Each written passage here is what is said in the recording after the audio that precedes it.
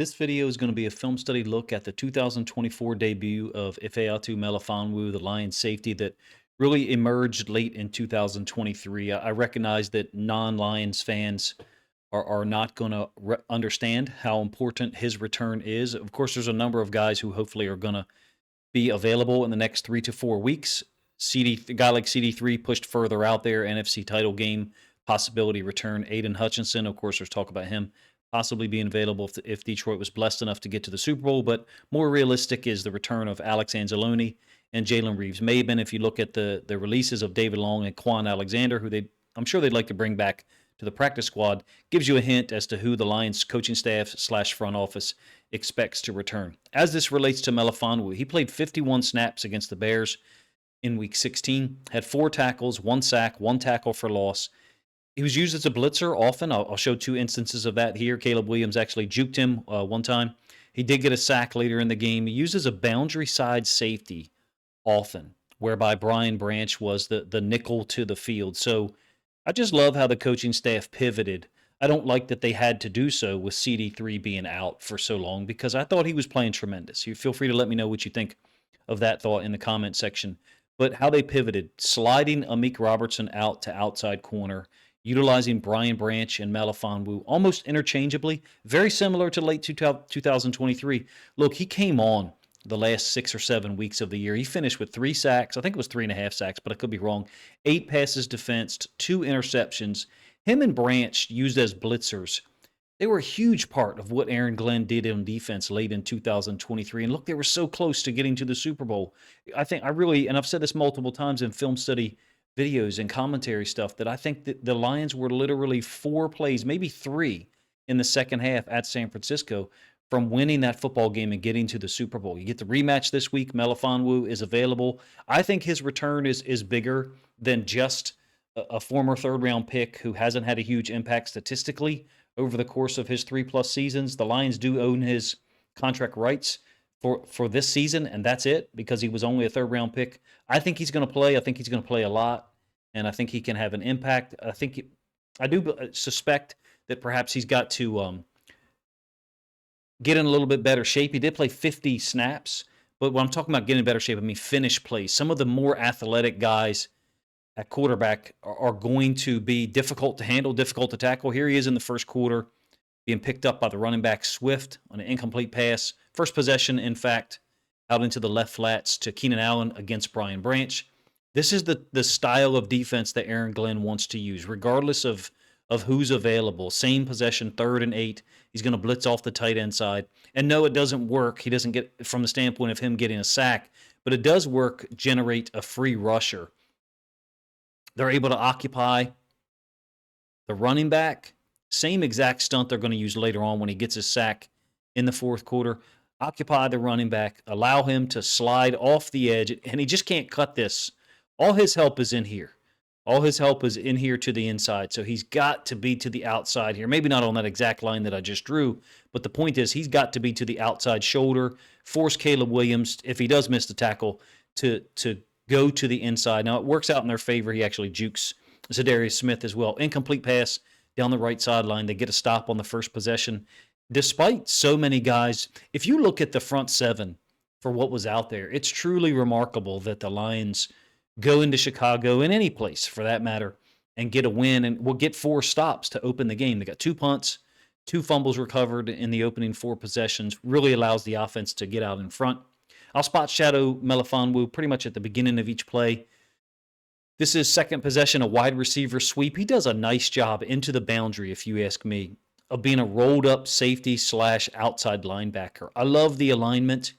Against Caleb Williams and the Bears on Sunday, he did kind of drop back to half field often, but it was appropriate. His usage was appropriate, if you ask me. The 2 inside linebackers finished this play off.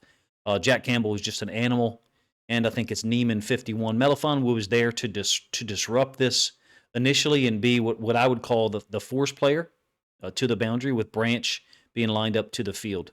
As an aside, I mean, the Bears just go out of their way to feature DJ Moore. I get it, he's a talented athlete and he's got touchdowns and made plays in the NFL, but it seems almost inordinate to me how heavily skewed they are getting him the football when he's on the field versus when he's off the field. You can't get him the football. They seem like a more balanced offense when he's off the field at times. Another observation about the Bears, who just finished watching them play the Seahawks before recording this, Keenan Allen really gets nothing done as a blocker.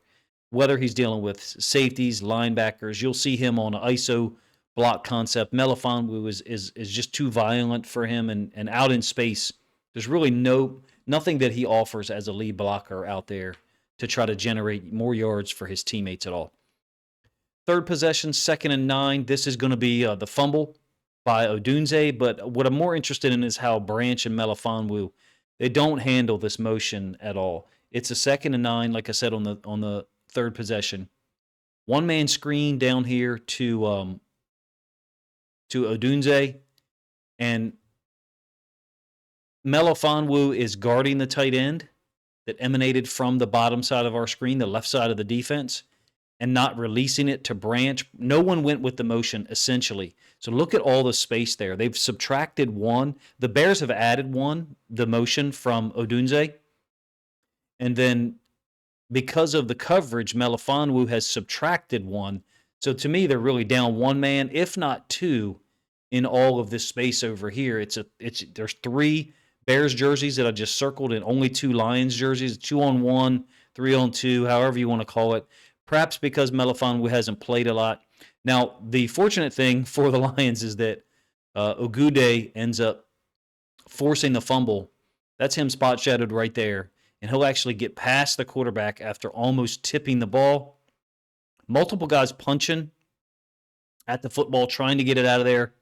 Unable to get it out until Ogude, forgive me if I mispronounce his last name, comes in and knocks the ball out of Odunze's hands. Gets the football back for Detroit. 4 stops to open the game, like I said. 2 punts, 2 fumbles. That's what they need, regardless of who the opponent is, regardless of the quality of the offense. If you can get 3 stops in the opening 4 possessions with this offense, putting yourself in a great opportunity to get on top, play from in front, and hopefully make the other team's offense limited, even though Detroit's run defense is spectacular oftentimes in 2024. 4th possession here, he's going to end up being on the tight end. Now, he's not lined up over the tight end right now. It's because on the motion, he's going to roll across. Him and Terrion Arnold switch it. I'll have a video out on Terrion Arnold later this week. I just haven't decided how many coverage snaps to use. Some areas that I think he's improved on, still a little bit handsy, grabby, if you ask me. That may not get fixed or minimized until the offseason. But Keenan Allen motioning across. He'll be taken over by Terrion Arnold. And so you will get the end zone angle here in a moment. Melifonwu is reading the tight end. So he sees the tight end blocking. Obviously the edge defender. I think it's Muhammad. And at a certain point, you can release. It's a read out blitz, I would call it. Basically, your man, the tight end, is blocking.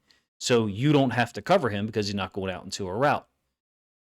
That's the tight end there. So watch Melifonwu as all this goes down. His eyes are on the tight end. Then Caleb Williams confirms the tight end, starts to blitz, and that's right at the time that Caleb Williams begins to throw the screen. I think that you may see this play again. You may see other teams that have recognized this in film. Hey, when he's on the field, we feel like maybe we can screen into the boundary if he's lined up there, and or if we can get him to motion across. Williams does a nice job trying to sell it and then recognizes that it's just not there.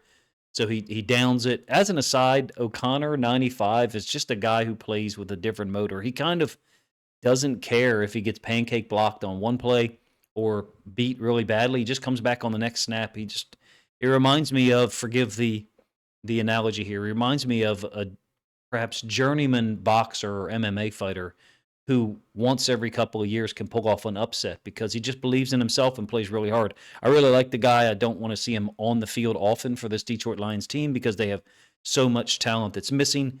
He's out there as a replacement level player. Moving forward, 5th possession, 2nd quarter, and this is a screen to the downside of the field. Melifonwu actually makes the tackle here. He also identifies the second route. So what I mean is here's the first route, essentially a clear out, and then from the other side, DJ Moore is being essentially the second man through an area. So when I say second man through, I mean you're running a route up the same seam that another player has already passed through. And in this case, it's a screen back to that side where you had those two clear out, one clear out route and then the second route by DJ Moore from the opposite side of the field. And it is, in fact, Melifonwu who makes the tackle to the down. He's an active guy. He's active, long, and lean. Do I think he's a great half-field safety, going to make plays on the ball? No, that's not. I don't think that's his relative strength. I think you can use him there at times if you've got to push Brian Branch down to the nickel. I do wonder if you lose a little bit in coverage on the back end, if you're in a too high safety structure. Terrion Arnold kind of loses force here. He should be the guy responsible for force. Don't let this ball get to the sideline. He ends up kind of hedging to the inside where Swift is. Swift falls down, does his own stumble bum, and Arnold has vacated that area. Melifonwu makes the tackle, ends up on the ground. But he's a competitor. Same possession here. This is going to be one of the situations where I talk about wide receivers for the Bears blocking. Now, it's not, in fact, Keenan Allen. It's Odunze. And check out Melifonwu. Where he takes on this block is important. The line of scrimmage is the 45, really 44 and plus some. So we'll call it the 45. Watch where he takes on the block of Odunze. I mean, he's taking on at the 46. That's where their shoulder pad / helmet appeared to be to me. Now, it's a 7-yard gain for Swift. There's no help here. I call it Jill ISO. People have their own names for it. So the tight end is going to block out on Pascal. The receiver is going to step in and go ISO block the strong safety / nickel. In this case, Melifonwu. You get a combo here to the front side inside linebacker. Because it's 11 personnel, this is Jack Campbell's gap. That is Newman's gap. So those guys they're not going to fold over the top here and take over each other's gaps. They're basically going to respond to their gap intentionally. The D end, I don't think, does a great job. Pascal here. He just doesn't do a great job, if you ask me. Doesn't compress the gap.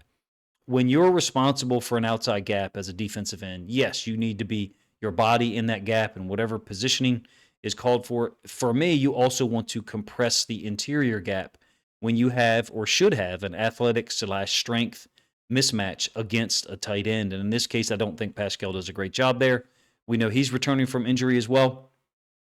Melifonwu, as this relates to him, he's violent, he's committed, he's not a linebacker, but he's willing to go up there and play physical. Like I said, 7-yard gain, so successful play concept, obviously, for the Bears. It's a 2nd and 2, by the way. I didn't restate that earlier. 11 personnel duo, which is what that is. It's a badass football play. It's a badass short yardage football play, I should say. So it's not Melifonwu's job necessarily to go up there and stop that play from succeeding when it's 2nd and 2. It's his job to make the tackle, and in that case, I think he did. You'll see that same concept a little bit later on, and Melifonwu identifies it pre-snap and does a little bit better job. So does Brian Branch. 6th possession in the second quarter. It's a 2-by-2 set once Keenan Allen motions across, and it's a quarter half. So quarter half, half-field defender is Melifonwu. Arnold is the flat player here, and then to the downside, Joseph and Amik Robertson, they are your quarters players. So 1/4 of the field responsible to the downside. And I think that Terrion Arnold is just too reactive to this little outcut. He's responsible for the flats. Cool. I get it. I do, however, think that Melifonwu has no awareness of the route by number 1. He's totally locked in here on 2, and they've been funneled together. So what I mean is these two routes are not really separated by much horizontal space. I feel like Melifonwu could be more so at the top of the numbers. This player here, to me, is pushed down some. You don't want to leave too much space in the middle of the field, whether it's cover 2 or quarter half. But because Joseph has help down here to the bottom side in the form of Robertson, he's going to try to deal with Odunze in what looks to be a late dig route, essentially leaving Melifonwu by himself up top with the potential of two vertical routes. I just don't think that Arnold responds well to this at all. He seems very reactive, overreactive at times, whether it's with his hands or some of these routes here. For me, I don't want him to. He has the sideline, and he doesn't need to, in my opinion, try to jump something to the flats when Caleb Williams is looking right there. Now, look, it's a laser from Caleb Williams. Absolute laser. Over the top of the corner, outside of the safety. Do I think Melifonwu could have been a little bit wider? Sure, he could. But look, We don't know what they're reading. We don't get that information unless a reporter is savvy enough to ask him about it. I think he might need a little bit more width there when 1 and 2 have been funneled together like that. Your width may occur post snap because the routes have been funneled together. It's one of the reasons why I think we shouldn't be so heavy on the quarterback at times, because if the routes get funneled together, that can change your reaction post snap. And to me, I think that's a slight adaptation that could be there to help push him a little bit wider and help out Arnold somewhat over the top. His eyes, I think, were a little bit late getting to 1, if he saw him pretty much at all until the ball was thrown. 7th possession here, same concept as described earlier, 11 personnel, and it's a Jill concept, so the tight end is dealing with the D end. This time, it is Zadarius Smith, handles it totally different than Pascal did earlier, really heavy on the tight end. Melifonwu fills to the inside. Branch is also beating Keenan Allen, who just, once again, just gets nothing done in terms of the run block. This is the third really nice tackle that Amik Robertson has had. His recognition is downhill so fast. Look where he is. I mean, he's already at the line of scrimmage. He's a brilliant defender overall from the standpoint of being able to play nickel effectively and transition to outside corner when you have significant injuries like the Lions do on the defensive side of the ball. There's Melifonwu, and check out how Zadarius Smith handles this with the tight end. Number 1, we'll run it back multiple times so you can see what I'm talking about. If it sounds like I'm harsh towards Keenan Allen, I am. I think Ben Johnson looks at some of this stuff, and I think Keenan Allen may only have 1 year left on his contract, so perhaps they're not really interested in retaining him anyway. But if you're Ben Johnson, that's not the type of receiver that you want in your offense, which expects receivers to block consistently no matter who you are. So Zadarius Smith dominating the tight end, Branch filling inside here, Melifonwu flashing in the gap, and as a result, Swift bounces it right into Amik Robertson. Really beautiful job, if you ask me, of forcing the run concept to go outside, which is not necessarily the intention in terms of the point of attack. Third quarter here, still the 7th possession, and it's going to be a screen. Melifonwu down here is going to get credit for the tackle. Guess who he's dealing with as a lead blocker? You guessed it, Keenan Allen. Ends up being a short gain to DJ Moore down to the field.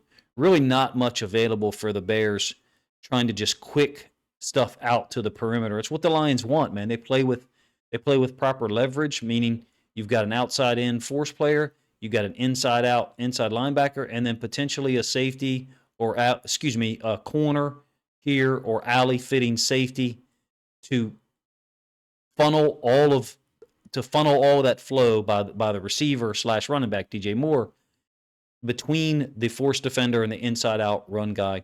And yes, Melifonwu was able to control and then shed Keenan Allen. We really shouldn't be surprised because Melifonwu is a physical safety who wants to get to the ball. And like Kirby Smart said years ago, guys like Keenan Allen, DJ Moore, they want the football. Still 7th possession, 3rd and 10, and he's going to check the trips side for work. So what I mean by that is trip side here, single receiver up top, and that's DJ Moore. Looks like he's up there matched up against Terrion Arnold. That's the routes you get by 1 and 3. So 1 is Odunze running the little snag I'm talking about here. And then Keenan Allen, essentially a shielded wheel. Not surprised. And Melifonwu looks for work from the trip side. He actually kind of tries to communicate with Kirby Joseph to let him know, hey, hold there. I got this. Hold over to this side. Try to help those guys out. The communication maybe didn't happen loud enough. I mean, they're in the middle of an incredibly packed stadium. The Bears fans, even tonight against the Seahawks, there's a lot of them there, even though they haven't led a game in like 7 weeks or something crazy like that. Melifonwu is smart enough to be able to do this out here. He's only played 1 game this year, but they trusted him with so much in 2023. I think he's a bigger asset than maybe non-Lions fans or even some Lions fans would offer or would agree with. That there was a really nice example, if you ask me, of looking for work from the trip side, the bunch side, all contingent upon you being able to guard the backside X man-to-man. You would have been in a much better situation, obviously, for stuff like that, man-to-man coverage on the backside if CD3 was still available at this point. Finally, his sack in the fourth quarter, comes on a 1st and 10. And really, we saw this earlier on in this video and in the game. He's a free rusher off the edge. Why? Because they're going to overload to the side of the back. So they're going to force the back to account for someone to the inside. And in this case, he does. It's Swift. Melifonwu circles all the way around. He's just got great burst, great acceleration, long strides. So he gains a lot of ground with each stride. I really like the player. I hope the Lions bring him back. I get it. Like each year you get to, draft new players. I just don't know that you can go out and draft another Melifonwu, but I understand there's some film out there of him in 2023. Other teams, someone may say, hey, we want to bring that guy in. For my money, I would love to see Melifonwu return to Detroit. And maybe I misunderstand his contract situation. Maybe he's there for another year. And I'm not aware of it. So they occupy their running back, Swift, with Turner, and then occupy the guard and the tackle, Melifonwu, free rusher off the edge. Caleb Williams is very athletic. I've seen him multiple times this year, twice against the Lions, once against the Seahawks tonight, even though he did get sacked, I think, 6 times tonight by the Seahawks. He's a guy that makes people miss, and he makes them miss often. Melifonwu, this time, understood the level of athlete that he was dealing with. He's outside, making sure I'm not going to let him escape here. I'm going to cage him inside and then finish off this play by circling around. I'm excited for the Lions to get all of their players back, as many as they can, on defense. Jalen Reeves-Maben, Alex Anzalone first and foremost because they're inside linebackers. I was a little surprised to see David Long released. Quan Alexander, hopefully they can bring him back for the practice squad in the event that they're able to elevate him each particular week up until the point that Alex Anzalone returns. You guys let me know if you're as excited about Melifonwu's return. I liked how they used him last year, number one. He showed production, 2 interceptions and 3 or 3.5 sacks. I think he had like 26 tackles on the year, 8 passes defense. So versatility. And then also he got the experience and the familiarity with the defense. Aaron Glenn knows what he can accomplish, what he can execute, and Melifonwu understands the checks that are in the system. I think it's a great asset.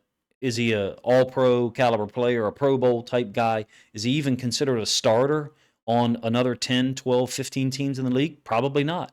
But for this Detroit Lions team, it's a big get. It's a big win, in my opinion, to bring him on, to have him return, play 50 snaps. Looking forward to covering the game against the 49ers on Monday Night Football in Week 17. Hopefully Detroit's able to get to 14-2 and get some help from the Packers in taking out the Vikings and essentially, if I understand it correctly, clinching the NFC North at that point.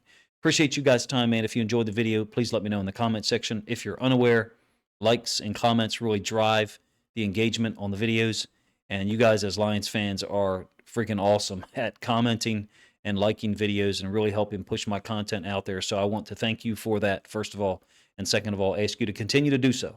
And if you think that other Lions fans would enjoy this film study look at Melifonwu's return in Week 16 win against the Bears, then please consider grabbing a link to this video, sharing it out on social media to help this content get more reach.